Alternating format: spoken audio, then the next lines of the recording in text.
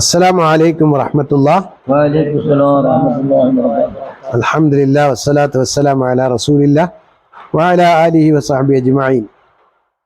ഇന്ന് നമ്മൾ അറബി അക്ഷരങ്ങൾക്ക് കൊടുക്കുന്ന ചിഹ്നങ്ങൾ, അറബി അക്ഷരങ്ങൾ കൊടുക്കുന്ന ചിഹ്നങ്ങളാണ് നമ്മൾ പഠിക്കാൻ പോകുന്നത്. അതായത് ഇതില്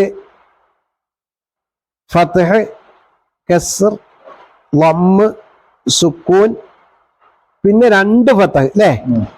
അതാണ് നമ്മുടെ വിഷയം. അതിന്റെ പേര് തൻവീൻ ഫത്ഹ് എന്ന. ഇരട്ട ഫത്ഹ് എന്ന് പറയുന്ന പേരെന്താണ്? തൻവീൻ ഫത്ഹ്, തൻവീൻ കസ്ർ, തൻവീൻ ലമ്മ്, പിന്നെ ഷദ്, മദ്. ആണ് ഫത്ഹ്. ഫത്ഹ് എങ്ങനെ പറയും? ഫത്ഹ്. അടുത്തത് കസ്ർ, കസ്ർ. അടുത്തത് ലമ്മ്. അടുത്തത് സുക്കൂൻ. പിന്നെ തൻവീൻ ഫത്ഹ്, തൻവീൻ ഫത്ഹ്.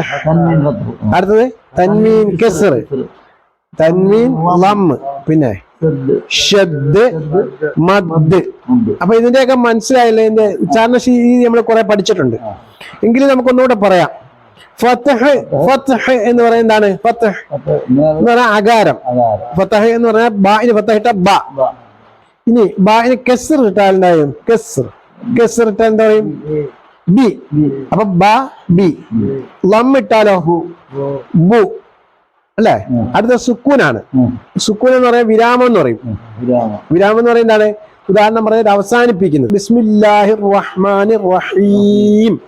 നമ്മള് ബിസ്മി നോക്കിയാൽ ബിസ്മില്ലാഹിർ റഹ്മാനിർ റഹീമീനാ കിടക്കുന്നത്. പക്ഷെ സുക്കൂനിലാണ് അവസാനിപ്പിക്കുന്നത്. അപ്പൊ ഒരു വിരാമമാണ്, അവസാനിപ്പിച്ചു. അപ്പൊ ഇതിനകത്ത് ഒരു കാര്യം മനസ്സിലാക്കാം. ഇപ്പം സുക്കൂൻ കൊണ്ട് ഒരു അറബി പദങ്ങളും തുടങ്ങത്തില്ല. മനസ്സിലായല്ലോ?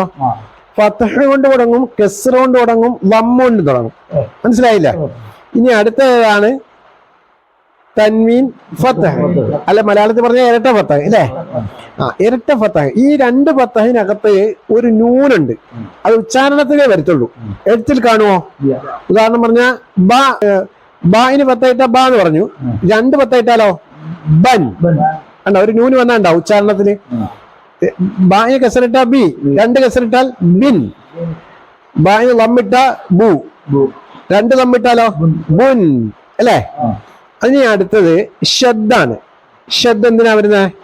കനപ്പിക്കാൻ. ബ, ബ അല്ലേ? അബ്ബ, അബ്ബി, അബ്ബു. ഷദ് വന്നുണ്ടോ? അടുത്ത എന്താണ്? മദ്.